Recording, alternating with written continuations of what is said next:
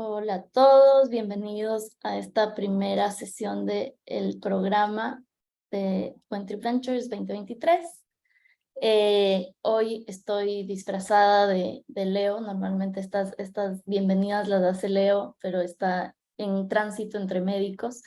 Pero hoy tenemos un mentor de la casa, Fernando Rivera, y así solemos empezar todos los programas, todos los cohorts, con esta sesión que da Fernando, abriendo un poquito la mente del VC para que entiendan la perspectiva de cómo tomamos decisiones, de qué tipo de análisis hacemos, cómo funciona un fondo para que entiendan cómo se correlaciona esas decisiones con el análisis del pipeline que nos llega, pero no voy a contar mucho más, eso ya voy a dejar que Fernando cuente. Y felices de tenerlos aquí a todos hoy. Ya Fernando les contará también un poquito más sobre él. Normalmente damos una pequeña intro, pero estamos todos con amigos de la casa, así que voy a darle la palabra a Fernando y adelante. Una última cosa es, esta sesión la va a dar Fernando, después abriremos a preguntas. También siéntanse libres de levantar la mano, interrumpir, para hacerlo un poquito más dinámico. Y vamos a estar moderando. Si es que alguien levanta la mano y no lo puedes ver, Fernando, lo que sea, te doy una mano. Y creo que no se me escapa nada más. Dale, Fernando. Listo, gracias. Bueno, qué gusto estar aquí al arranque, ahora sí, de contenido oficial del programa 2023. Gracias a todos por conectarse. Bueno, como dijo Carmen, hoy les voy a dar una charla que creo que está dividida en 2 o 3 partes. Primero me voy a presentar un poco más para que también entiendan de mi perspectiva y mis motivaciones. Luego les voy a contar cómo funciona un fondo de venture capital y cómo esa estructura nos lleva a ver las cosas de cierta forma. Y finalmente, cómo analizamos las startups. Y entonces con esto ustedes van a tener una primera vistazo a los famosos investment memos, que es lo que Alex va a estar preparando para ustedes y para nosotros durante estas 12 semanas, y que es una de las principales herramientas que ustedes pueden tener en su arsenal, digamos, para mejorar la comunicación, la relación con los VCs y los ángeles cuando están levantando capital. Entonces, como dijo Carmen, va a ser una conversación. Siéntanse libres de alzar la mano y de interrumpir. Voy a tratar de pasar rápido por mis slides y luego llegar ya a un espacio para preguntas y un diálogo más abierto.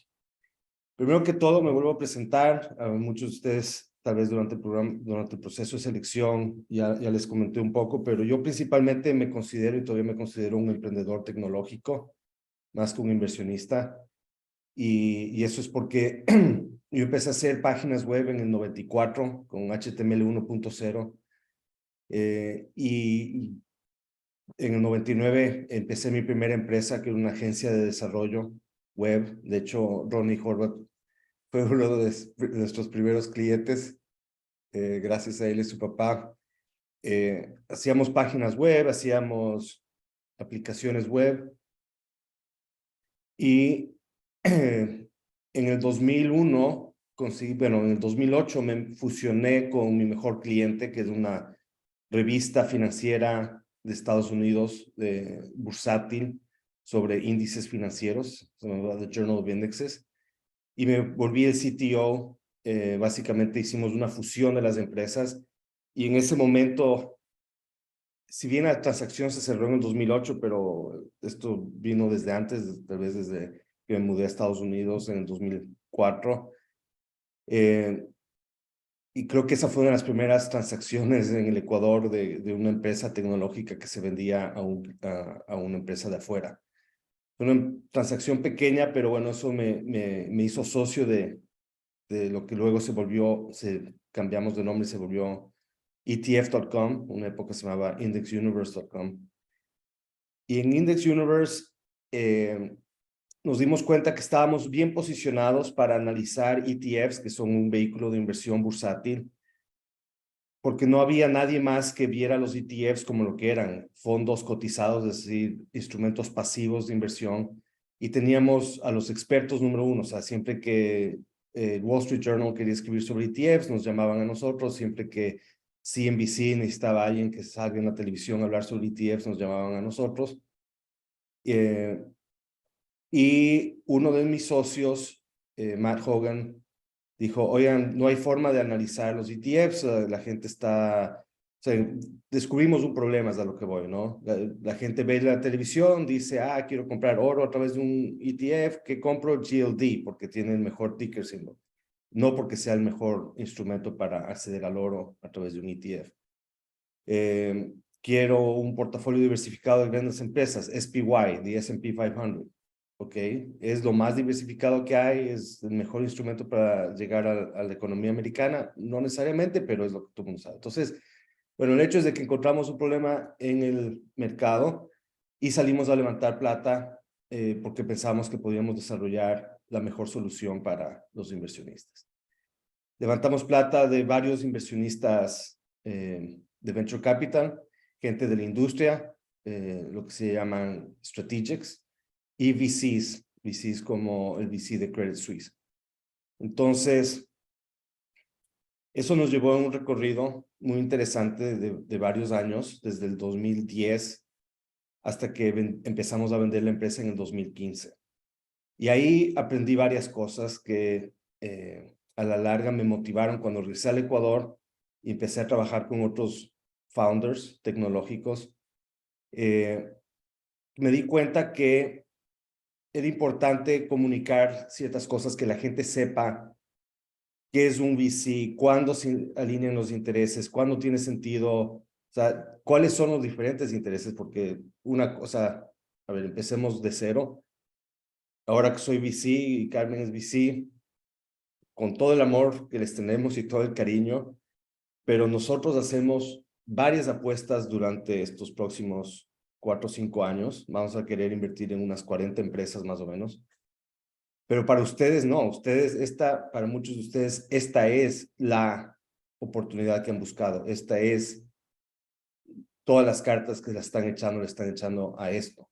Máximo, algunos de ustedes son jóvenes, tal vez logren hacer una segunda empresa o como yo, tener una segunda vida después como inversionistas, pero desde ahí ven que las perspectivas son muy distintas. Nosotros hacemos esto profesionalmente, ustedes lo hacen esto por dedicación, pasión, sangre, sudor y lágrimas. Entonces, la belleza sucede cuando los intereses se alinean y hay ese overlap de el momento, la necesidad, la oportunidad, los intereses, y podemos asociarnos y asociarnos por un largo periodo, al menos unos 10 años, en los que caminamos juntos para construir la visión que ustedes tienen, ¿sí? Pero hay momentos en los que las cosas no marchan bien, donde los intereses van a diverger y entonces no siempre va a ser color de rosa. Pero es importante, un poco a lo que voy con esto es no caer en el romanticismo de creer que, soy el capo de los founders porque levanté a una valoración X, levanté a una valoración Y. Las valoraciones son importantes en nuestro negocio, en el de Carmen y mío, pero tampoco nos dicen nada, o sea, nos dan como un barómetro de cómo está nuestro portafolio, pero no es en ningún momento una métrica importante para una startup, porque lo que importa es que estén solucionando el problema, que estén agregando valor y que estén pudiendo monetizar eso de una forma eficiente, que dé réditos a ustedes, a sus inversionistas y a sus empleados, ¿verdad? Entonces, un poco no distraerse del verdadero camino de construir una empresa y no caer en esto de que estuve en TechCrunch, me fui a Y Combinator y ahora valgo tanto, que eso es puro fluff y más que todo están hablando el idioma del inversionista y no en verdad hablando el idioma del founder. Entonces, con eso, esa intro, bueno, para terminar esta historia, levantamos plata, cometimos el error de empezar a ejecutar el business plan sin encontrar product market fit primero, que es más común de lo que creen. Hay muchas empresas en Latinoamérica y en el mundo valoradas en cientos de millones de dólares o unicornios que ahorita están sufriendo porque nunca encontraron product market fit, pero sí eran buenos para levantar capital. Y entonces, bueno, nos pasó algo similar, levantamos capital, empezamos a gastar como locos. Sí construimos uno de los mejores productos del mundo para lo que queríamos hacer, lo cual valió la pena porque ese activo se logró vender y luego tuvimos un exit y gracias a eso, o sea, estoy agradecido, gracias a eso puedo estar aquí, pude dedicarme años a ser inversionista ángel y un par de años a sacar adelante Buen Trip Ventures sin un sueldo, pero no siempre se dan así las cosas, entonces es importante, creo, concentrarse en la ejecución. Y no olvidarse de que hay que, antes que empezar a gastar la plata que uno recibe para complacer a los inversionistas, más bien ser cautos y encontrar product market fit. Y en eso esperamos poder ayudarles durante estas 12 semanas para que sientan ese pool y salgan a levantar la siguiente ronda de capital porque ya no se dan abasto por el crecimiento que están teniendo y no simplemente porque se están ahogando, porque se están quedando sin plata. Entonces, luego podemos hablar un poco más y contestar preguntas, pero voy a empezar a presentar.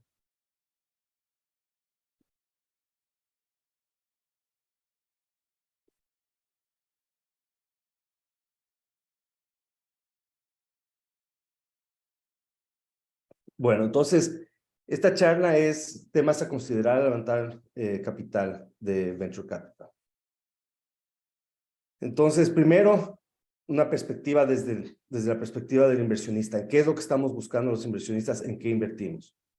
¿Verdad? Entonces, lo primero que tienen que saber es que nosotros somos inversionistas profesionales. Es decir, hace ratos dejé de invertir mi propia plata, ya no soy ángel tan activo como antes. Y ahora me he vuelto un inversionista profesional. Ahora salgo yo a levantar capital, igual que ustedes, pero de inversionistas que se llaman limited partners. Son inversionistas que quieren invertir para diversificar su riesgo a través de fondos. Y ellos están buscando un retorno que guarde relación con el riesgo que están tomando. Y bueno, las buenas y las malas noticias al mismo tiempo, al ser, nosotros nos gusta la parte más riesgosa del mercado, que es pre-seed. Estadísticamente, la mayoría de las startups, la mayoría de las empresas jóvenes van a morir en los primeros 3 años, ¿verdad? Entonces se van a quedar sin capital, no van a encontrar product market fit,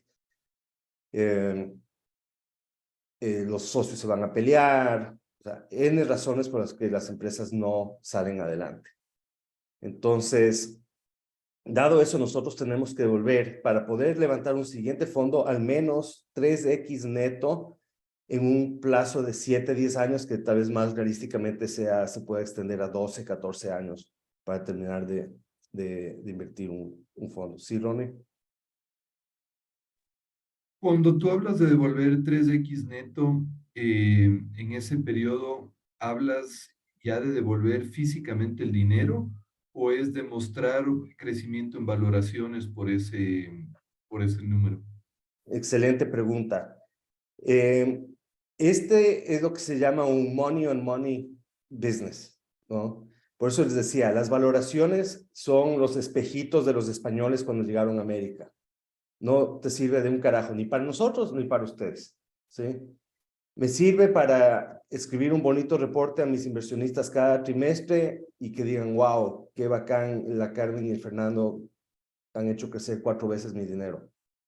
Pero hasta que no tengamos exits, y aquí viene la segunda parte de esto, y no empecemos a devolver la plata, no tenemos nada. La verdad, al final te miden por la plata que devolviste. ¿Cuánto levantaste? ¿Cuánto devolviste?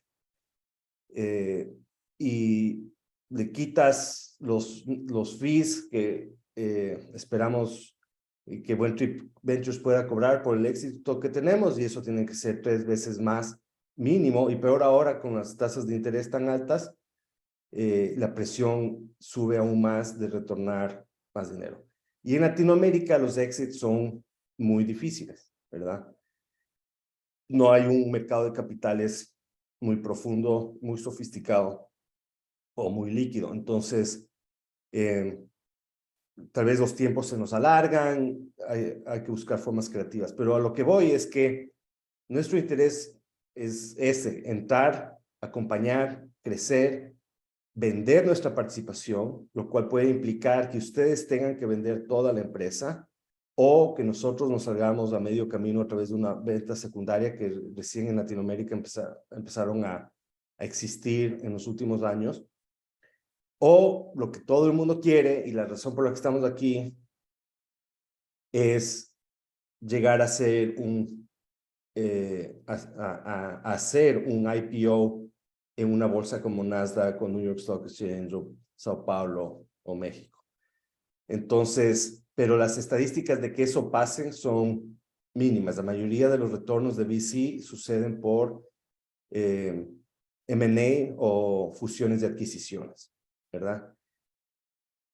Entonces, hay un número muy pequeño de empresas que cumplen con los requisitos que se necesitan para poder tener este tipo de éxito, este tipo de crecimiento. Entonces, en esta etapa, lo más importante, como vamos a ver, es el equipo, porque muchos de ustedes todavía están encontrando product market fit, el modelo de negocios puede funcionar, todavía no sabemos exactamente cuál es el modelo de negocios en muchos casos. Lo que sabemos es que tiene que ser un mercado muy grande o en crecimiento, y que es un equipo capaz de ejecutar para construir el producto que el mercado necesita y para escalar la empresa a una escala que nos devuelva al menos 10x a los inversionistas al rato de la salida. Y obviamente es una forma de financiamiento bastante cara y costosa. Todo el mundo se queja de los bancos, pero la verdad es que Venture Capital es aún más costoso porque lo que está cediendo es participación y control de la empresa.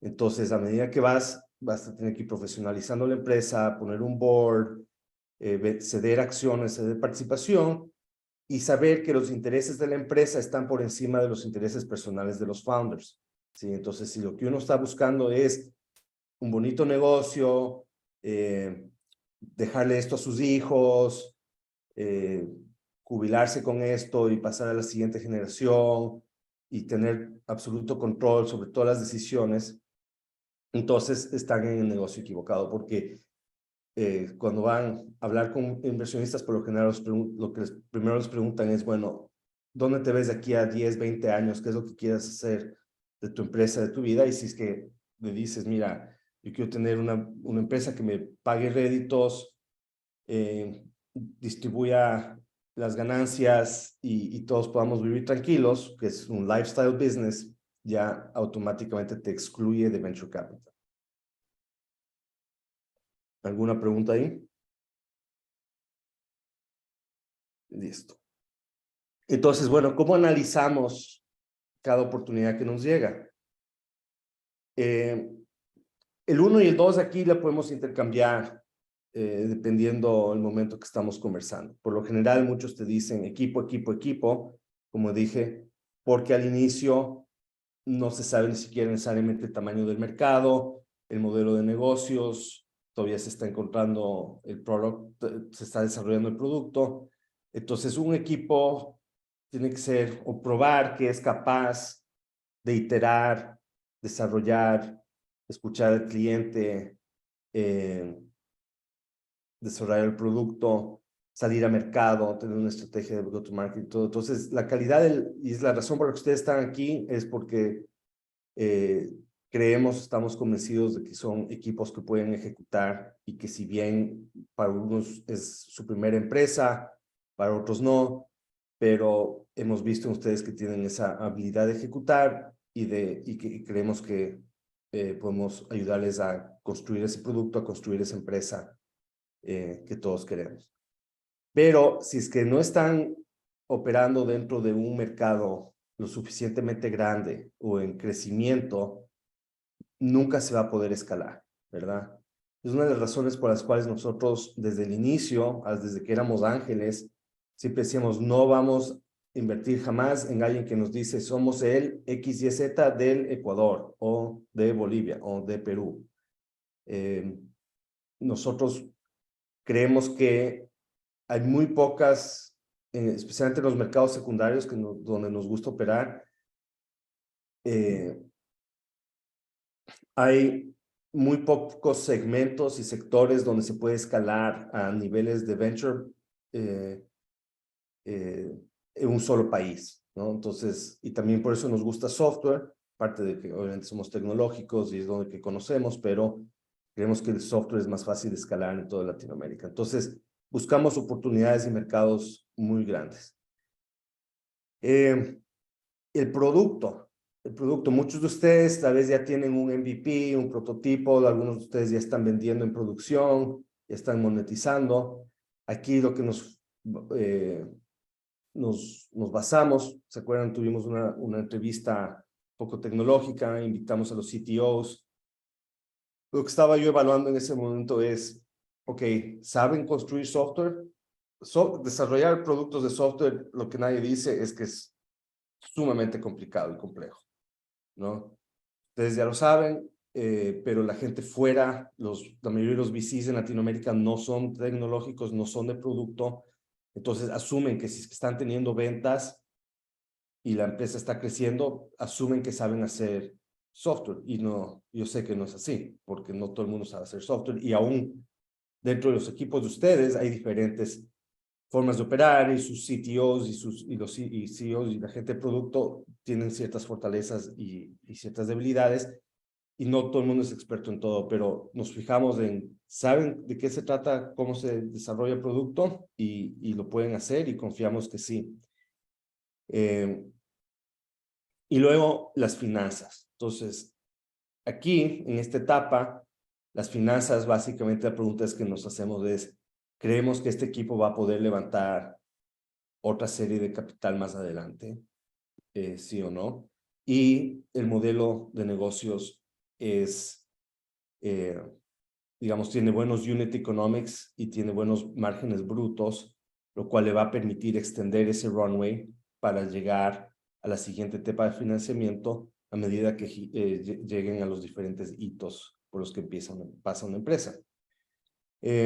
Más adelante, otros inversionistas, digamos, en etapas posteriores, también ven estas cuatro cosas, pero el énfasis cambia, ¿verdad? Inversionistas B2C tal vez piensan más en trends sobre la oportunidad y el mercado. Tal vez son mercados que no existen y son categorías que las empresas en las que invierten están definiendo. Tal vez ya el equipo fundador en una serie B ya no es tan importante como al inicio, porque a lo mejor hay que reemplazar al equipo fundador y traer C-levels de McKinsey o gente que ha sabido escalar empresas ya de 10 a 1000 o de 100 a 1000 y no de 1 a 100. Entonces, ya se fijan más en las finanzas, por ejemplo. El número 4 se vuelve más importante. Un growth investor va a querer saber todo sobre cómo ha ido creciendo la empresa, cuáles son las métricas, etcétera. Lo cual para nosotros no es tan importante porque ahorita no hay nada que analizar financieramente hablando. Con eso, también, si es que tienen alguna pregunta me avisan, pero una herramienta importante de todos los fondos es el famoso Investment Memo. Entonces, ¿cómo funciona por lo general un fondo? es que ustedes van a contactar con ya sea un partner o un associate, van a empezar una relación, van a empezar a tener una conversación y en algún momento el associate, si se interesa, va a ser el responsable, por lo general es un associate o uno de los partners, de llevarlos a comité. Y para llevarlos a comité, el instrumento que usa es escribir un memo.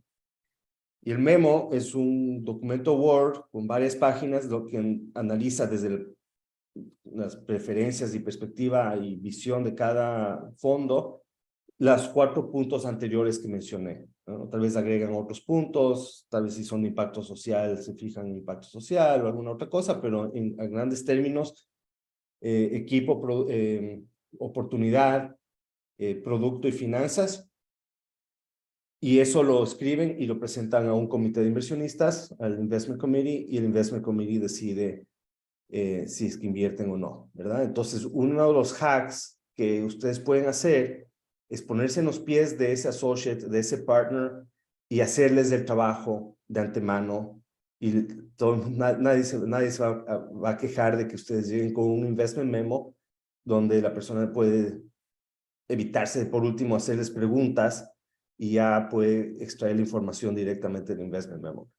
Los mejores fondos obviamente no van a usar el investment memo de ustedes, pero creo que es un buen ejercicio de comunicación y también un ejercicio mental de ustedes para ponerse en los pies de los inversionistas y ver dónde están sus propias debilidades y saber en qué trabajar para mejorar sus oportunidades de levantar capital. Entonces,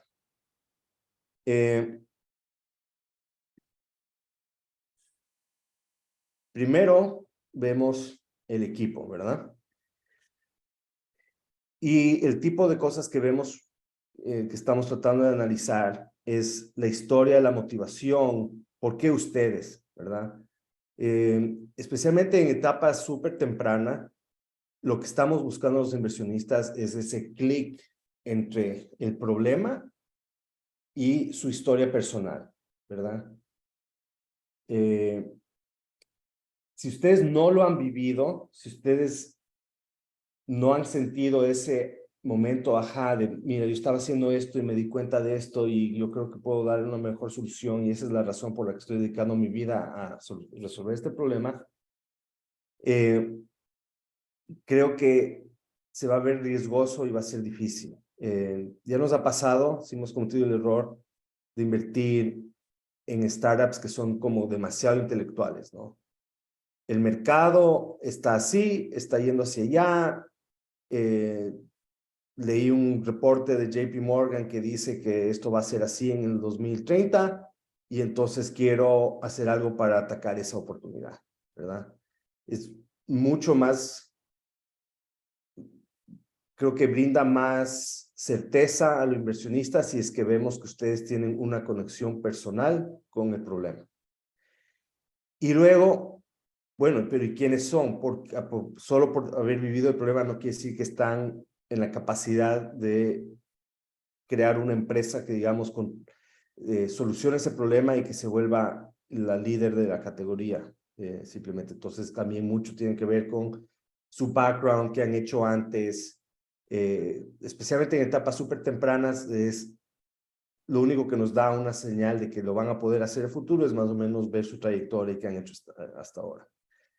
Y luego han logrado atraer buena gente, o sea, son líderes lo suficientemente inspiracionales para atraer gente, porque capaz, especialmente en un mercado como Latinoamérica, donde la trayectoria de las mejores personas tiende a ser súper lineal y entran a una corporación y van haciendo carrera dentro de la corporación y se jubilan dentro de la corporación.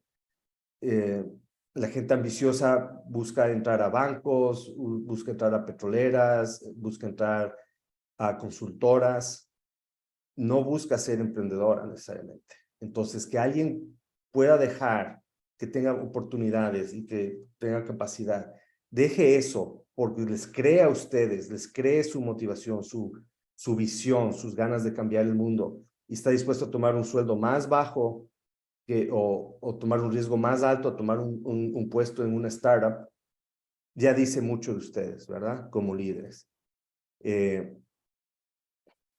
Y también si es que ustedes son capaces de ver que, no, somos 3 amigos de la universidad, nos conocimos estudiando marketing y los 3 ahora somos socios, ¿cuál es la composición del equipo? ¿Se balancean?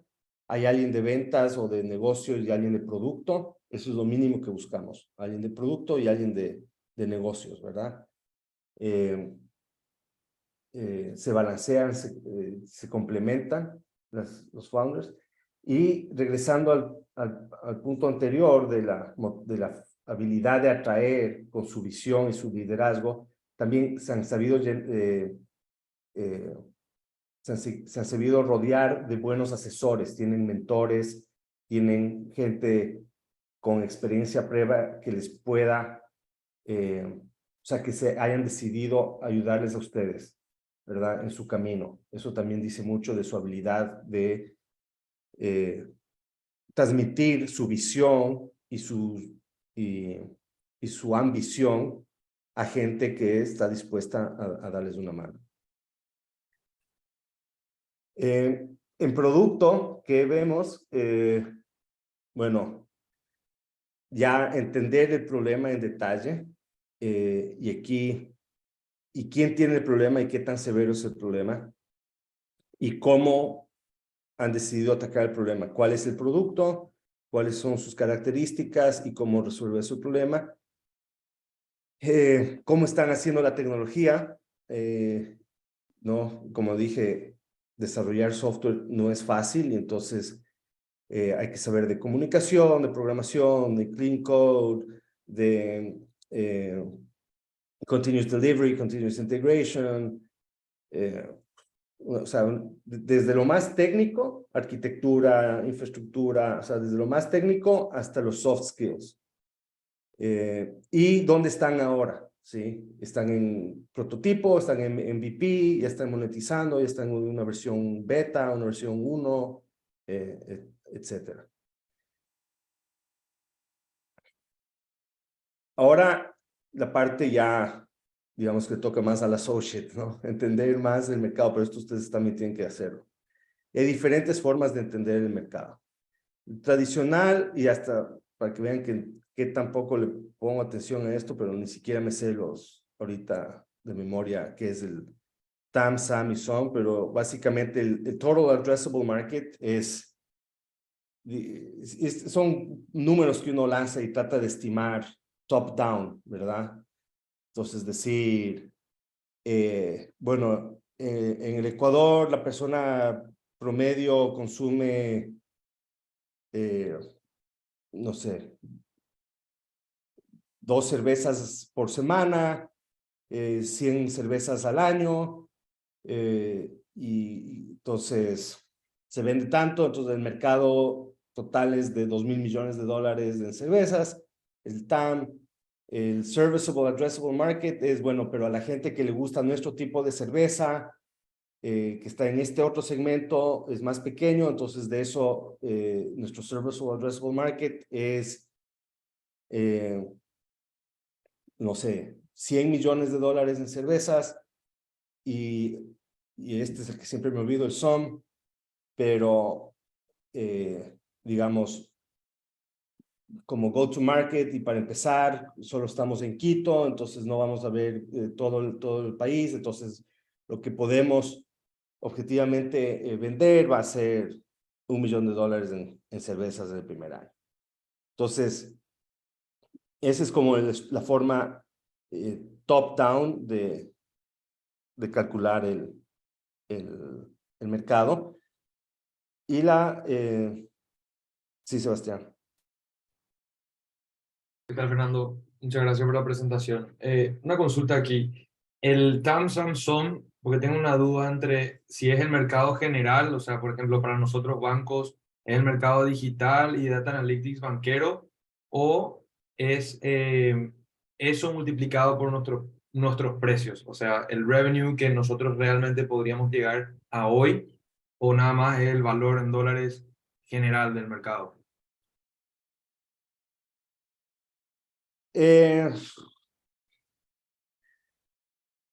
A ver, justo me iba a saltar un poco esta parte porque le veo como no muy importante. Creo que el SOM sería eso ya más relacionado a tu modelo de negocios y cuánto puedes cobrar tú. Pero son todos números muy grandes, extrapolados, y la típica es que dice, yo solo quiero capturar el 1% de eso, entonces ya ningún inversionista que valga la pena va a caer en ese truco porque nadie que ha construido una empresa o que sabe cómo funciona el mundo cree que es cuestión de capturar porcentajes de mercados, ¿verdad? Entonces va un poco más a lo que tú estás apuntando, que es el bottom-up approach. Este es nuestro precio, este es nuestro costo de adquisición, este es el número de clientes a los que podemos llegar, este es nuestro presupuesto de marketing, y entonces si es que subimos nuestro presupuesto de marketing y no crece nuestro costo de adquisición, entonces, y nuestra tasa de conversión se mantiene en tal lugar, entonces ahí vas construyendo al revés. Vas construyendo desde tu precio, costo de adquisición, presupuesto de marketing, tasas de conversión, etcétera, tu verdadero mercado, ¿verdad? Entonces, es bueno saber dónde estás parado y entender el TAM Samsung como el mercado, y si es que es un mercado ya maduro, digamos, establecido, puedes decir, se venden tantas computadoras en Latinoamérica al año y eso crece en X porcentaje, entonces eso ya sabes. Pero en caso de ustedes que están vendiéndole, por ejemplo, soluciones digitales y de analítica a bancos, donde todavía muchos bancos recién están empezando a presupuestar ese tipo de solución, va a ser mucho más difícil, pero en cambio el crecimiento se puede extrapolar que es mucho más alto, ¿no? Entonces, no hay una respuesta clara para tu pregunta, va a depender un poco del mercado en el que operas y la realidad de tu mercado, pero igual yo creo que analizar el tamaño de mercado aquí como en el punto 4 desde abajo para arriba es lo mejor. Hay que hacer los dos análisis, ¿no? Si es que estás en un mercado claro de definir, entonces usa eso a tu ventaja y decir, este es un mercado de X billions en Latinoamérica porque ya existe. Pero no te olvides del otro, cómo lo atacan ustedes, cómo penetran ese mercado. Ahora, having said that, todo eso, la verdad es que su verdadero costo de adquisición todavía no lo van a saber de verdad hasta que empiecen a escalar, porque especialmente si tienen por ejemplo, para los que usan marketing digital como una estrategia de adquisición de clientes, no sabes cuánto te va a cobrar Google y Facebook, en verdad, hasta que tienes, y tal vez aquí Germán me puede corroborar, pero en verdad no tienes puta idea de tu costo de adquisición en Google Ads hasta que estás gastando $5 millones al mes en pauta, ¿verdad? Porque no son Sí, así tontos, es. no son tontos. Además va a cambiar según tu volumen, porque puedes generar 100 leads, va a costarte el CPL 2, pero ya cuando lo escalas a 100.000, ya te va a costar 6, 7, 10 o el doble. Sí, ellos están en el negocio de extraer dinero de ti de una forma inteligente y entonces, pero bueno, no sé si te confundí más o se contestó tu pregunta, pero ya. Súper, gracias.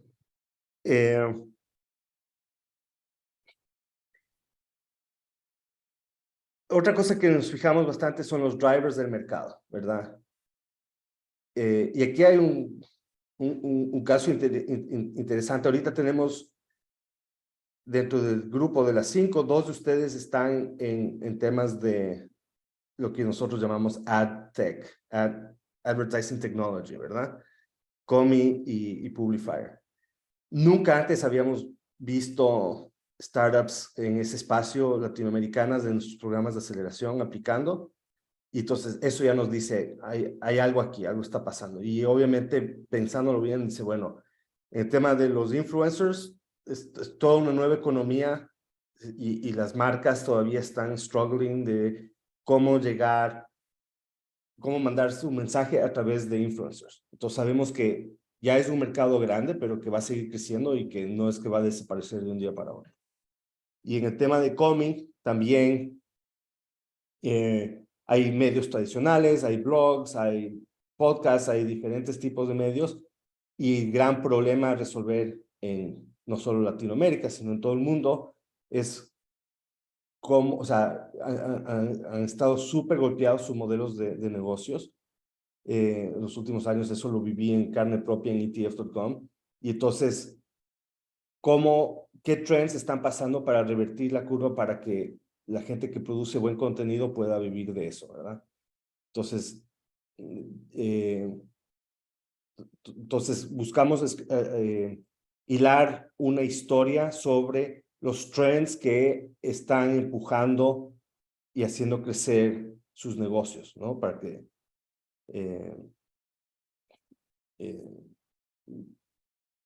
porque obviamente queremos que el mercado sea grande, pero también que esté creciendo. Y luego también analizamos quién es la competencia, ¿verdad? Y no solo la competencia directa de otras empresas que hacen lo mismo, sino cómo solucionan las personas actualmente ese problema. Porque muchas veces, especialmente en SaaS, uno tiene grandes ideas maravillosas, pero todo el mundo está feliz con la herramienta low code, no code más vieja del mundo, que es Excel, ¿no? Entonces, puede ser que el Excel sea una mejor solución al problema de alguna SaaS que está lanzando al mercado, y entonces nos fijamos también en las alternativas que tienen, y cuáles son las fortalezas y debilidades de los competidores en el mercado. Ya sobre el negocio en sí, igual aquí, como les digo, esto tal vez se vuelve un poquito más relevante dependiendo de en qué estado están, pero al inicio casi no hay negocio. Al principio más bien es la habilidad de los founders de plantear y ejecutar experimentos, plantear hipótesis y ejecutar experimentos hasta encontrar ese product market fit, ¿verdad?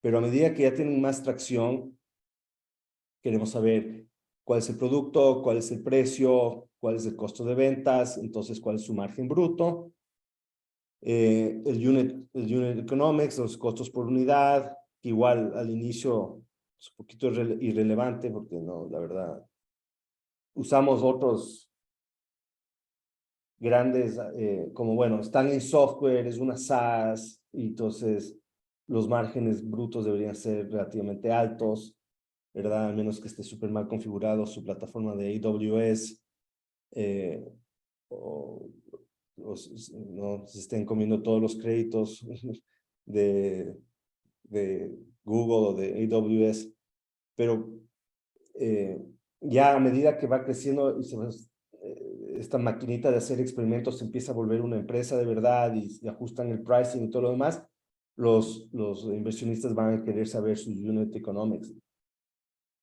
Y la otra razón por la que nos gusta hablar de unit economics, a pesar de que todavía es un poquito temprano en esta etapa, es porque les ayuda intelectualmente a ustedes a entender en qué negocio están, ¿verdad? Que parece trivial, pero no es trivial. Muchas veces no nos damos cuenta exactamente cuál es el valor que estamos agregando, dónde estamos capturando el valor y cuánto nos cuesta entregar ese valor. Entonces, en último caso, es un buen ejercicio intelectual para ver cómo analizan ustedes sus negocios y cómo le entra el agua al coco, como decimos por acá, o sea, cómo funciona la maquinita para hacer dinero.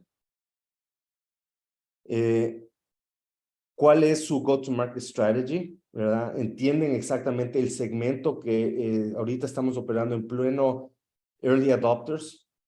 Entonces nos preocupan cosas como, sí, entonces ya contraté un equipo de ventas y estoy pautando y estoy llamando y estoy haciendo webinars y estoy tal. Vende, que vende, que vende. Si no entienden, a ver, quién es el segmento que en verdad tiene la necesidad, quién está dispuesto a pagar ahora, hacer eso de forma recurrente y reiterada hasta capturar ese mercado de los early adopters. Y luego, ¿qué voy a necesitar para dar el salto al early majority? Si es que no saben de lo que estoy hablando, entonces podemos hacer una pequeña sesión sobre la curva de adopción de la innovación y la tecnología, pero básicamente decir, la mayoría del mercado va a esperar, va a querer un producto refinado con ciertas funcionalidades antes de dar el primer paso. Entonces, ustedes como startups lo que están buscando es esa gente que está dispuesta a pagar por una solución, aunque no sea completa, no tenga todos los bells and whistles, pero que les solucione el problema más grande que tienen ahorita. Entonces, es gente que en sus entrevistas con sus potenciales clientes, ver si es que esa gente ya siente el dolor y si es que ya lo está resolviendo de alguna forma, ¿verdad? No tratar de venderle todo a todo el mundo, sino segmentar específicamente por la gente que en verdad estarían dispuestos a soltar dinero ahora, con tal de que solucionen una parte chiquita porque no pueden esperar. Y luego, bueno, vamos a querer saber un poco de la atracción, ¿verdad? Cuántos clientes actuales tienen, cómo se ve su pipeline de ventas, cómo se comportan los diferentes cohorts en su producto para ver si es que están mejorando el producto y haciéndolo más sticky, hay mayor conversión, mayor retención, etcétera. Y luego algunas métricas que ahorita me las voy a saltar porque vamos a tener 12 semanas para trabajar en las métricas puntuales para cada negocio de ustedes, pero en SaaS una que nos encanta es el Annual Recurring Revenue. A veces me mencionan el average revenue per user, pero dependiendo de la situación, a veces eso o sea, es interesante, pero habría que ver cómo crece el número de usuarios para entender. Total contract value versus lifetime value del cliente. Bueno, muchas de estas son muy específicas a SaaS, pero lo que todo el mundo está buscando es justamente cómo está, quiénes son los clientes, cómo está creciendo esa base de clientes, están logrando monetizar cada vez más y yo diría, y retention, ¿no? Se quedan, entonces ahí tiene que ver con el lifetime value y el churn.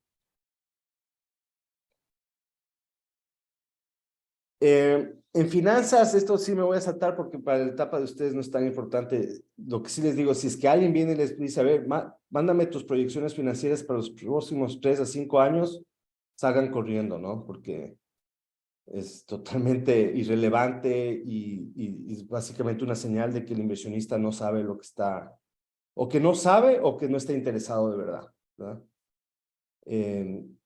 Pero a medida que pasa el tiempo y ya tienen, digamos, encuentran product market fit y ya tienen una empresa de verdad, y ya no solo es correr experimentos todo el tiempo, y ya tienen un historial, sí es importante que empiecen a pensar en proyecciones financieras y que pongan la casa en orden con un buen PIG, un buen balance y flujo de caja. Entonces, sí les digo, a medida que se acercan a una serie A, estas cosas se vuelven mucho más importantes. Y tal vez ahorita no son tan importantes. Y por último, creo que es último, sí. Y por último, en lo que nos fijamos es ya en los detalles de la transacción. Digo por último, pero a veces este es el deal breaker y el deal killer desde el inicio, entonces tal vez puede ser lo primero que nos fijamos, no en un orden particular. Pero en el memo viene al final y ya son los detalles de la transacción. Entonces, en etapas como tempranas, si están levantando pre-seed, seed con saves, por lo general, estos términos los proponen ustedes, los founders, ¿sí? Y la negociación tiende a ser bastante light, porque la verdad es que en esta etapa la mayoría de los inversionistas como nosotros, tanto los ángeles como las aceleradoras, como los fondos super early stage, lo que queremos es enamorarnos de ustedes, enamorarnos del problema, que nos cuenten bien la historia. ¿verdad? Y creerles y apoyarles. Entonces, los términos está bien si es que están dentro de los rangos para el sector, la región, etcétera. Por lo general no se va a negociar mucho. Pero uno es que haya fit con el fondo o con la tesis de inversión del inversionista. Entonces, esto vamos a hacer mucho hincapié a medida de las 12 semanas, mientras ustedes hacen research de sus potenciales inversionistas, es no perder el tiempo. Quiero que, qué sé yo, Andreessen Horowitz me invierta, ¿ya? Pero resulta que Andreessen Horowitz solo invierte en elite founders de México que estudiaron en Stanford o que es su segundo startup, ¿verdad? Y que hablan inglés perfecto. Entonces, sí, o este fondo B2C, quiero que me invierta, pero yo soy B2B. O este fondo que no tiene a Bolivia, Paraguay, Ecuador o Colombia en su tesis de inversión y solo invierte en fondos, en startups brasileñas. Entonces, tiene que haber un fit con qué es lo que está buscando el fondo y ustedes qué tipo de socios están buscando. ¿Cuál es el tamaño de la ronda? Sí, porque hay una diferencia entre el tamaño del safe y la suma agregada de todo. Entonces, la ronda total dice cuánto se van a diluir ustedes, y esto ya les vamos a entrar más a detalle, pero por lo general, entre ronda y ronda, ustedes deberían ir diluyendo 15-20%. Entonces, si es que es una ronda demasiado grande, están vendiendo la mitad de la empresa, es un red flag. Si están vendiendo solo muy poco, 10-5%, entonces no, o sea, no, tiene que tener sentido tanto para ustedes como para nosotros. Eso sí, ser súper transparentes de qué financiamiento ya han recibido antes, ¿no? Quién está en el cap table y cómo han sido los términos de eso anterior. ¿Cuál es el riesgo de nuevo financiamiento? Están en un mercado o pueden operar en un mercado donde van a poder levantar de terceros o no, y lo que están haciendo tiene interés por parte de otros VCs. Y esta es otra parte también que no le paramos mucha zona, pero para muchos fondos sí es importante describir cuáles son los exit scenarios, ¿no? Esto ya desde perspectiva puramente del fondo es cómo el fondo piensa que va a salir de esta relación a futuro de forma que pueda devolver plata a sus inversionistas. Aquí sí les recomiendo que más bien esta parte ustedes ni la mencionen, porque si hay un red flag grande para todos los inversionistas es cuando un founder dice, te trata de vender la empresa como que, ve, soy un exit seguro, y la hago crecer y aquí en 5 años vendemos la empresa. Entonces, ahí nos dice que no hay la suficiente motivación para ponerle la sangre, sudor y lágrimas, como habíamos hablado antes, para sacar esto adelante. Nosotros lo que queremos escuchar es que ustedes, no, de aquí yo voy, mi exit va a ser en el Nasdaq, esta va a ser la empresa más grande y más exitosa de la historia y estoy dispuesto a hacer todo lo posible para llegar ahí. Entonces, ni mencionen la palabra exit cuando hablen con fondos.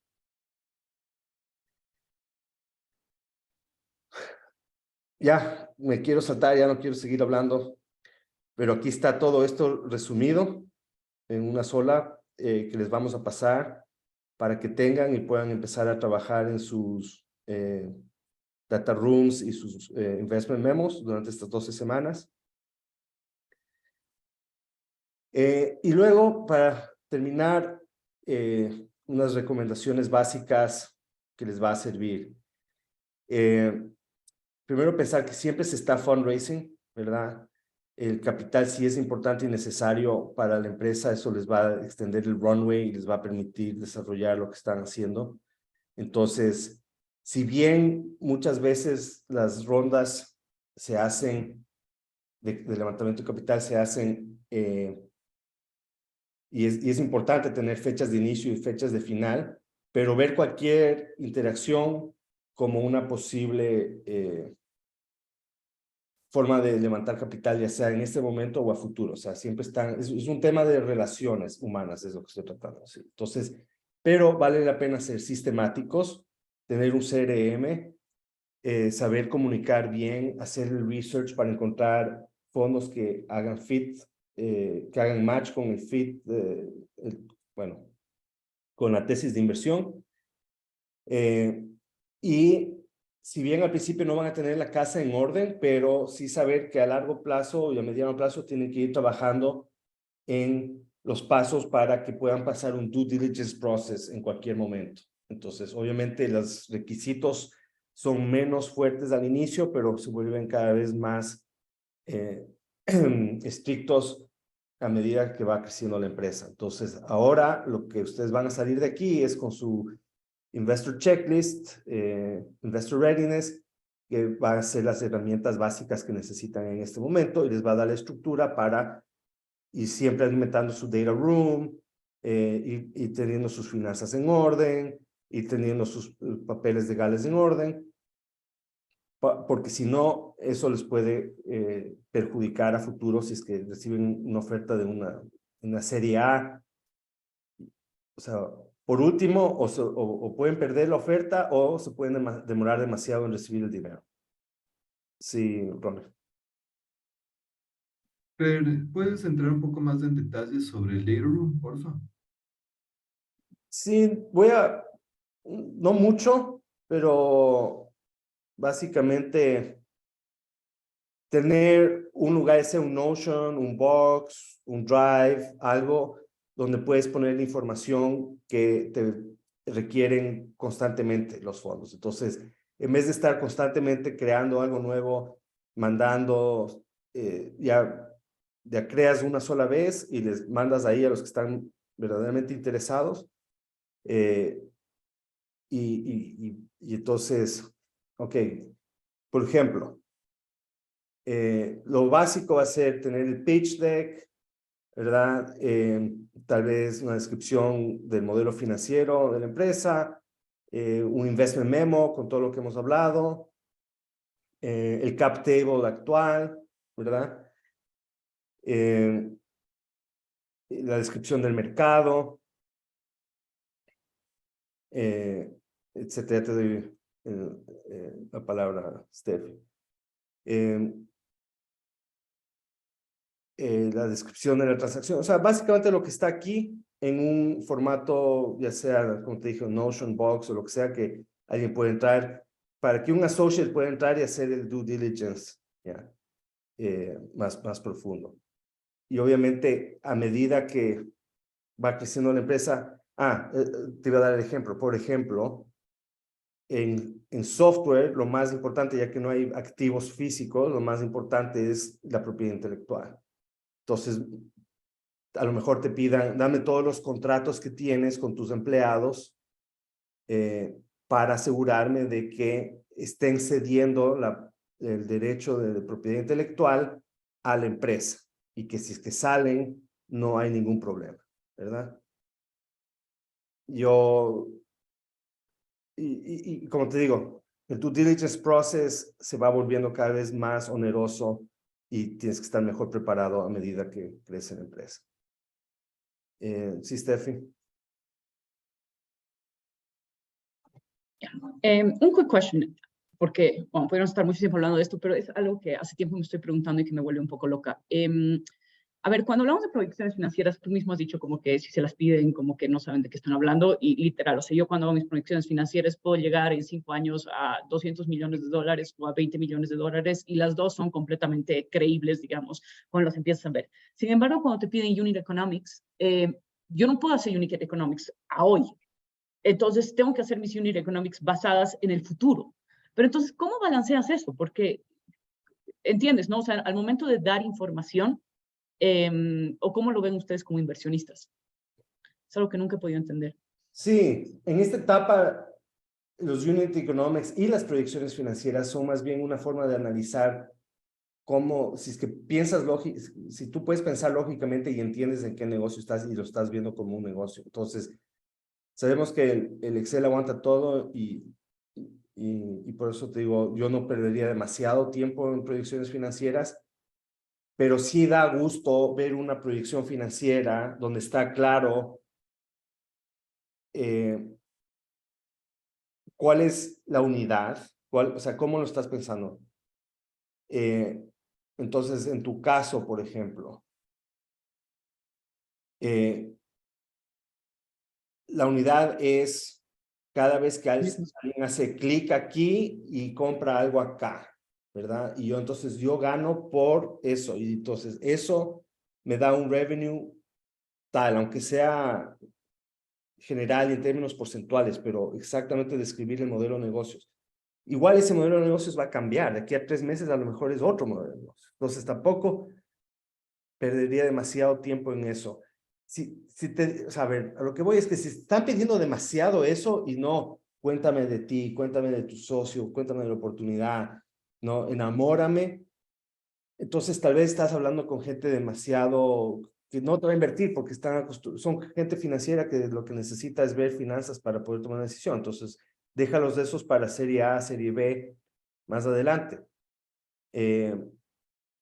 Pero si es que hay gente que te pregunta, ¿y cuántas conversaciones con clientes tuviste? ¿Y qué aprendiste? ¿Y cómo cambiaste de opinión o pivoteaste o sacaste un nuevo producto o mandaste un all-nighter para sacar otra versión? O hice esto, en vez de hacerlo en programación, lo hice en PowerPoint y fui a hablar con 100 personas en la esquina y validé de esta manera. Si no te están haciendo ese tipo de preguntas, entonces no son las personas correctas para esta etapa, ¿sí? Porque no entienden esta etapa. Esta etapa no es financiera. Esta etapa es ayer me dije a la Carmen, salimos de una charla un cóctel en JP Morgan aquí en Miami y yo salí, pero erizada la piel porque me topé con un inversionista chileno, creo que era de serie B en adelante, que quieren hacer un fondo de secondaries. Y le dije, no, nosotros invertimos en pre-seed. Super dismissive, ¿no? Como, pre-seed, pero si sabes que los retornos de pre-seed son bajísimos, puedes poner la plata en real estate o en fixed income y ganas mucho más y bla, bla, y entonces es mejor invertir en esta etapa, ¿no? Digo, loco, pero ¿cómo va a llegar alguien a tu etapa si no pasan por la nuestra primero? O sea, ¿cómo vas a llegar de 5 a... O sea, de 5 a 100 están los retornos, de 0 a 5 no hay retornos. Digo, sí, pero si es que nadie recibe plata de 0 a 5, ¿cómo llegan a 5? ¿No? Entonces, tienes que cachar rápidamente. Lo mejor es hablar con gente que ha sido emprendedora antes y que sabe el dolor y sabe cómo funciona empezar una empresa. Y dejar a esos más financieros para después. Pero si es que ya se interesan y te preguntan de los unit economics y no tienes ni idea de qué están hablando, entonces ahí sí ya it's on you. ¿Ya? Entonces, si mira, ahorita lo estoy pensando así, todavía no hemos encontrado el product market fit, pero básicamente yo recibo plata cada vez que pasa esto y cada vez que pasa esto tengo que pagarle a AWS tanto, entonces el margen es como 80% o 60%, es un margen de software, bla. O no, mi software, mi trabajo es súper operativo y después de que me llene la orden, no solo le tengo que pagar a AWS, sino que también tengo que poner a alguien a escribir código o hacer algo para que funcione tal cosa. Entonces resulta que tengo que estar un call center, o sea, que puedas describir tu modelo de negocios y que sepas si es que es operativo o si es que es puro software o no.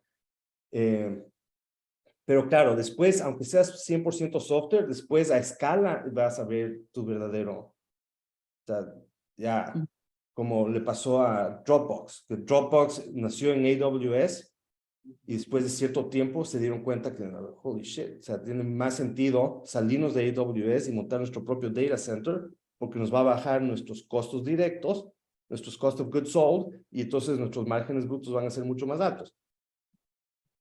Pero anyway, son ejercicios intelectuales para que al menos, o sea, no llegues ahí a contar, sí, vamos a solucionar este problema, bla, bla, bla, y no tienes ni idea de cómo funciona el modelo y si es que el modelo puede escalar y si es que el margen bruto va a ser lo suficientemente interesante para que luego puedas pagar los desarrolladores de software, la gente de marketing, la gente de ventas. Ahorita no tienes nada de eso, entonces es más un tema intelectual y lo puedes usar también tú para tú filtrar a los potenciales inversionistas para ver si es que ellos también entienden en qué momento de la empresa estás tú. Sí, Germán. Estás en mute. Estás en mute, hermano. No se te escucha. Disculpa, bueno. Fernando, primero que nada agradecerte, la verdad que es súper interesante la masterclass. Creo que he aprendido bastante, me ha ayudado a aclarar mucho las ideas y también de priorizar las cosas. El tema de financiero yo también no lo he tomado tan en consideración y veo que es algo porque me estaban pidiendo también números financieros y yo también me estaba un poquito bateándolos porque no podía dar números exactos.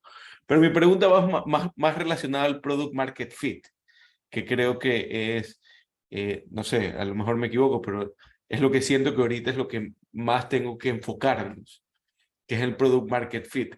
Y quería saber cuándo puedo decir que ya tengo un product market fit. O sea, ¿cómo sé si ya encontré ese product market fit? Es porque, no sé, el producto nunca está listo. Ese es el problema de siempre. El producto nunca está listo. Entonces, ¿cuándo sé que ya hay un product market fit? Cuando llegue a X número de ventas, cuando ya tengo clientes validados, cuando tengo un cliente que ya me renovó. ¿Cómo consideras tú, y puedo decir, ok, ya tengo un product market fit? Ya. Esta es la gran pregunta y el gran debate en el mundo de las startups. La respuesta corta es, vas a saber cuando lo tengas, ¿ya? Es como, si es que, si ya sientes que el producto se vende solo, ¿ya? Que ya no das abasto porque tienes más demanda de lo que tienes capacidad de entrega. Pero no es fácil de decir porque también puedes sentir eso, pero con un mercado de 10 personas y se acaban esas 10 personas y ya no hay más. Entonces también ver, como decía, esa curva de la adopción para ver si es que hay también posible demanda ya del mercado más grande, de ese mercado que no está buscando lo último, lo mejor, lo más nuevo, sino que van a buscar la mejor opción y que en verdad les tienes que convencer. Entonces, es diferente para cada empresa, en cada sector, etcétera. No es algo que se puede generalizar, pero sí les puedo decir, como ustedes no están en Brasil o Estados Unidos o México, va a ser un poco diferente porque puedes encontrar product market fit en Ecuador o en Bolivia o en Chile y luego te va a tocar modificar el producto y volver a encontrar el dolor y adaptarlo a la realidad local del siguiente mercado durante la expansión. Entonces, en el caso de ustedes puede ser que haya como que muchas instancias de encontrar product market fit. Pero lo que sí les puedo decir es, o sea, la forma de hacerlo es no hacer lo que hicimos en ETF.com, ¿no? Que nos encerramos en un cuarto con los expertos más grandes de ETFs del mundo y como decir, vamos a traer esta solución a las masas porque esto es lo que necesitan, sin ir a salir a hablar con la gente primero y entender muy bien el problema, la capacidad, el deseo de compra, el pricing. Entonces, por ahora lo que te digo es que tiene que ser súper iterativo pero bueno, al parecer Publifier está haciendo bien las cosas. Creo que ha tocado en una vena porque creo que por ahí no va el problema. O sea, Sí, pero justamente por ahí es donde sí veo que hay una cosa que me dijiste, muy importante, que lo estoy tomando, es que no necesariamente el mismo producto va a ser, no necesariamente el mismo producto va a ser el que voy a tener en México. A lo mejor se asimila más a un mercado más parecido como un Perú Exacto. o un Bolivia, Sí, a- antes que exacto. a un, a un México. Sí. Bueno, te puedo dar un par de ejemplos.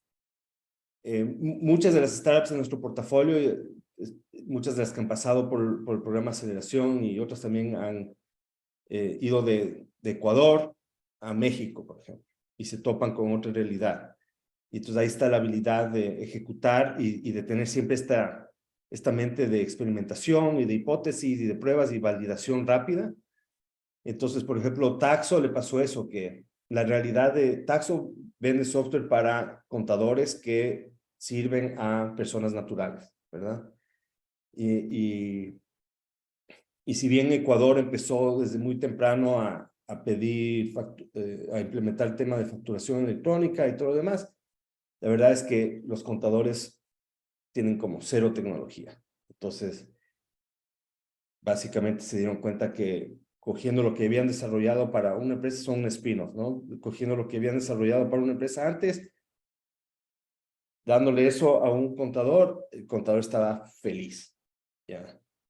Y entonces ahí es como que el early adopter de ese producto está feliz con lo que le des porque era un dolor de cabeza lo que estaba haciendo antes y listo.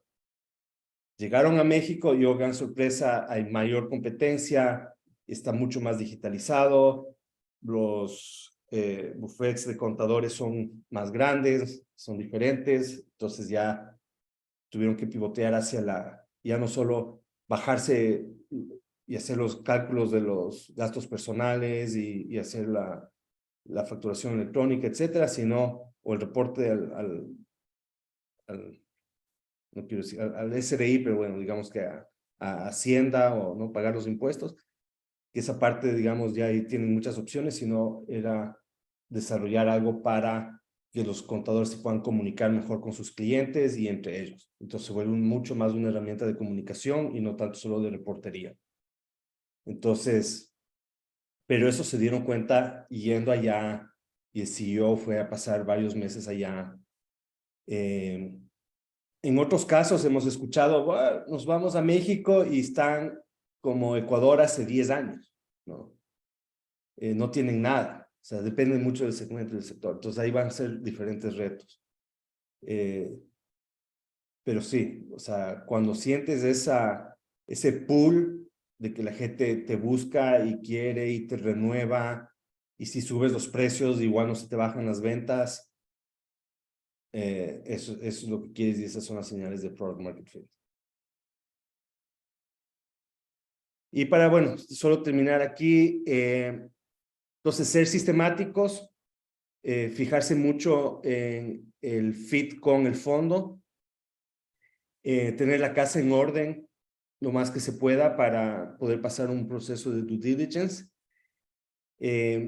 entender el negocio de dentro a fuera y si es que uno se especializa en una cosa y otro en otro, tal vez presentarse juntos, pero si es que tú sientes que o bueno, si es que yo como inversionista siento que yo estoy dándole más insights sobre la industria en la que opera al founder, entonces me preocupa, digo, no, porque yo no puedo ser el experto, ¿sí? Si es que yo sé más, y has pensado en esto, ay, cierto, ¿no? Y ¿sabes qué? Esto y funciona así. No, yo no me dedico a eso. Si es que yo sé más sobre la industria en la que estás, sobre tu negocio que tú, deal breaker. Entonces tienes que estar preparado para, desde unit economics hasta los macro trends, ¿no? Desde lo más chiquito hasta lo más grande. Tal vez no sabes exactamente cómo funciona la parte tecnológica. Bueno, no importa. Vienes con el CTO, pero la verdad es que si eres un founder de una empresa digital tecnológica y no sabes nada de desarrollo de software, también es un red flag, ¿no? O sea, al menos los conceptos grandes y la mejora continua y cómo estás haciendo para manejar la deuda técnica o mejorar la comunicación, los diferentes aspectos a grosso modo, ¿verdad? Y no, esta es la parte donde algunos les cuesta, otros son naturalmente buenos en esto, es la comunicación, ¿no?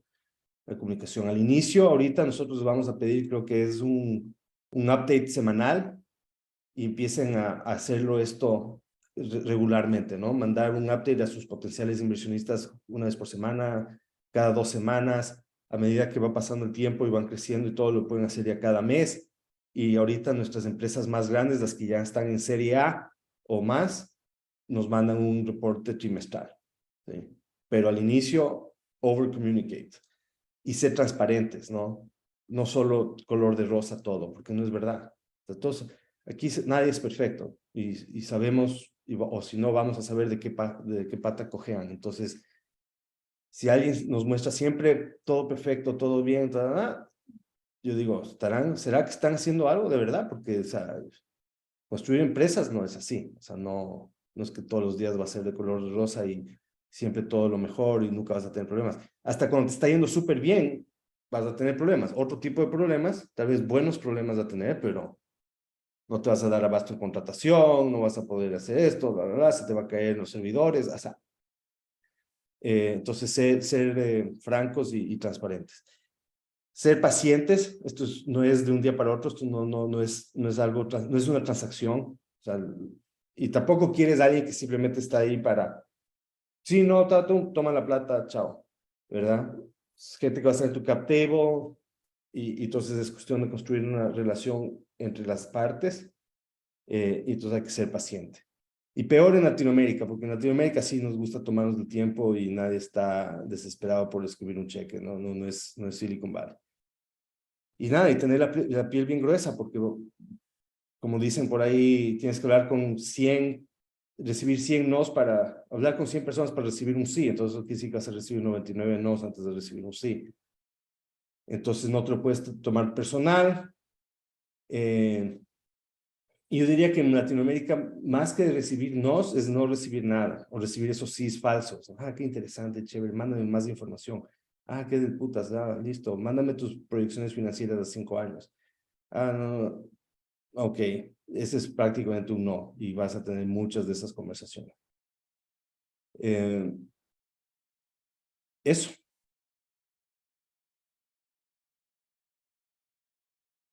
Paro ahí para más preguntas.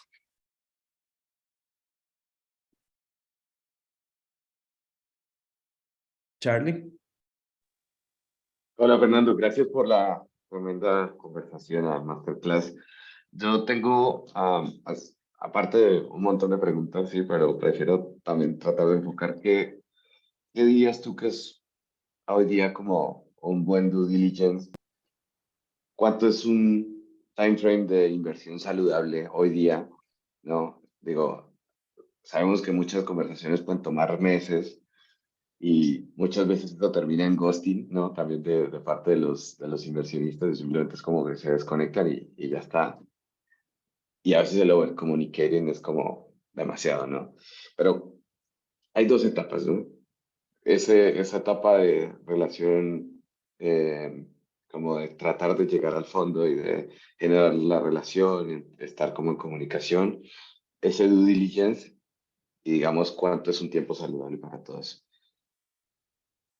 A ver, te puedo hablar de cómo nosotros lo vemos y no, la verdad no quisiera hablar de cómo lo hacen otros fondos de Latinoamérica. Pero, a ver, un paso más atrás. Vamos por etapas. Yo creo que para ustedes en general, en esta etapa, lo mejor sería que no estén ya tratando, no se estén específicamente concentrando en levantar plata de fondos, porque hay muy pocos fondos en Latinoamérica que todos te dicen que son pre-seed o seed, ¿ya? Pero cuando ves los perfiles de los partners, por lo general, yo diría red flags o cosas, estaban en private equity antes y este es su primer fondo y entonces arrancan en pre-seed o seed porque los cheques son más pequeños y el fondo van a poder hacer más inversiones con su capital limitado. Pero no porque entiendan la etapa. Y entonces se sienten más cómodos analizándote desde un punto de vista financiero, ¿verdad? Entonces, por lo general, es una pérdida de tiempo estar hablando con ese tipo de fondos, al menos que hayas estudiado en Stanford, sea tu segunda startup y simplemente puedas decir, o si vengo de McKinsey, aquí está mi PowerPoint y todo el mundo te quiere dar plata porque es como que estás de moda, ¿ya? Ahí es cuando se mueven las cosas más rápido, cuando les entra FOMO y creen, sí. Pero esos tiempos también ya se acabaron. Eso era 2020, 2021. Ahora 2022 fue, o sea, la gente que antes simplemente con un pitch deck levantaba cualquier cantidad de plata, cada vez es menor. Entonces, lo mejor es no concentrarse en esos fondos o hacer el due diligence. Si te dicen que son pre-seed y seed, preguntarles. Dame una lista de startups o con qué startups puedo conversar de tu portafolio que fuiste el primer inversionista en pre-seed. ¿Cuánto te demoras por lo general en analizar? ¿Cómo va a ser el proceso de due diligence? ¿Vas a hacer un proceso de due diligence exhaustivo o tiendes a tomar decisiones rápidas? Entonces, la recomendación al inicio es más bien buscar ángeles. Ángeles que están invirtiendo en su propia plata, hacen menos due diligence, porque al final están arriesgando patrimonio propio y no patrimonio de terceros, y no tienen procesos muy estrictos en su lugar. Y mezclando eso con aceleradoras como nosotros, y nosotros también vamos a buscar, y siempre estamos tratando de crecer nuestra red de fondos amigos que les gusten convertir con nosotros para ayudarles en eso. Entonces, yo no perdería mucho tiempo con los grandes fondos que te dicen, sí, somos early stage, y por lo general te dicen, invertimos de pre-seed a serie A o de seed a serie A, pero creo que en un par de conversaciones te puedes dar cuenta que, no, lo que les gusta es entrar en el bridge round antes de la serie A porque ya te quedaste sin plata ¿no? Es como que estás regresando a tus inversionistas de seed y ahí les gusta entrar con un buen descuento a serie A porque saben que en unos meses puedes hacer una serie A o algo así. Y preguntarles cuánto se demoran en promedio, cómo es su proceso. Entonces, es importante entablar una conversación de ida y vuelta, ¿no? No ver a los VCs como estas grandes estrellas de Hollywood, puta que wow. No, este man invirtió en Rappi, wow. No, ojalá me dé la hora. Sino también, a ver, ¿sabes qué? Dime tú, ¿cuánto te demoras? ¿Qué tipo, en verdad inviertes en pre-seed? ¿Qué porcentaje de tu portafolio es pre-seed versus seed versus serie A?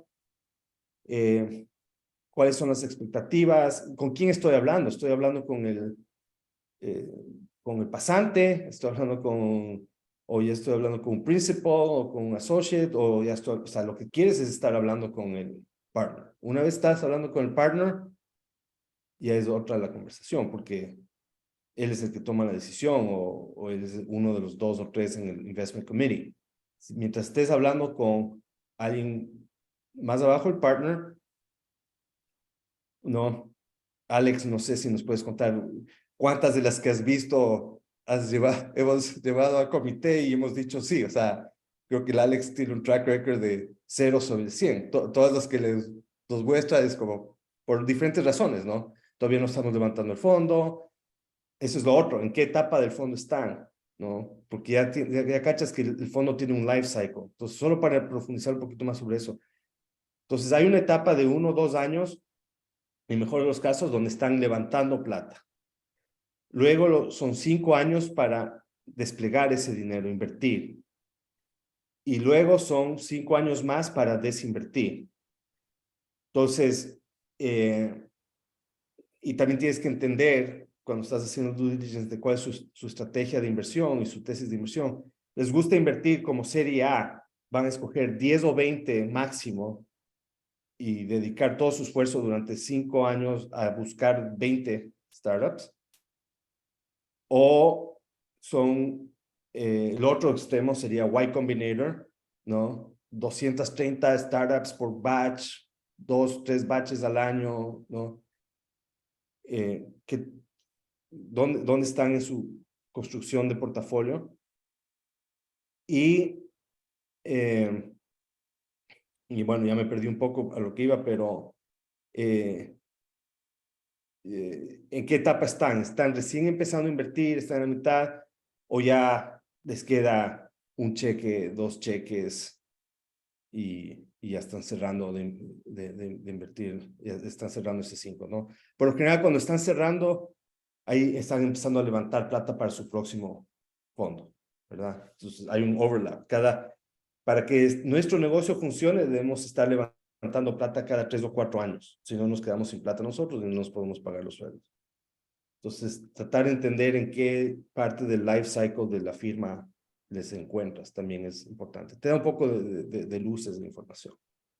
No sé si contesté tu pregunta, ya me fui a... No, pero bastantes muy buenos insights, en verdad.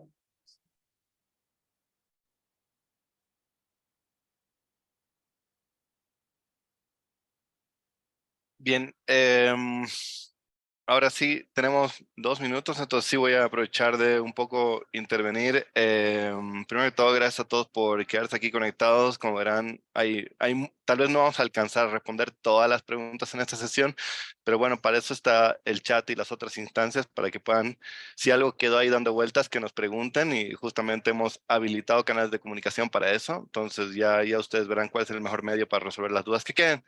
Algo que quería decirles también, ahí Gaby en este momento les va a compartir en el chat un link para evaluar esta sesión. No lo tomen a la ligera, sí les vamos a pedir que evalúen cada una sesión, porque la única manera que vamos a poder mejorar la sesión en el formato, en el contenido de los speakers, es que nos evalúen. Entonces, por favor, esta y todas las sesiones, evalúenlo, no lo tomen trivial, cada uno de sus comentarios va a ser leído para poder mejorar las intervenciones que van a ir sucediendo en el camino. Entonces, por favor, así como ustedes, lo que se mide se mejora, así nosotros nos van a dar los insumos para poder mejorar las sesiones que vayan sucediendo aquí en el camino. Entonces, primero, gracias que todo por eso.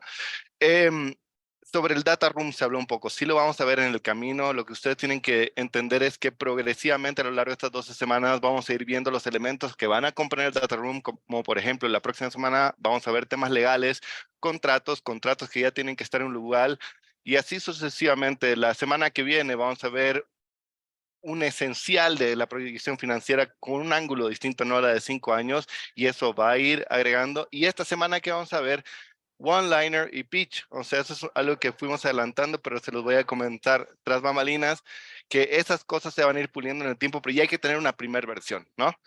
Entonces, esos son los primeros elementos donde queremos que esté su atención. Sé que quieren resolver todo y ya quieren tener el investment memo y todo, pero hay que primero pulir ese one-liner, ese primer pitch. Ojalá si lo tienen escrito mejor, y ya les voy a comunicar un poquito tras bambalinas eso, pero esto se va a ir perfeccionando en el camino. Entonces, mientras antes lo tengan, antes lo vamos a poder perfeccionar.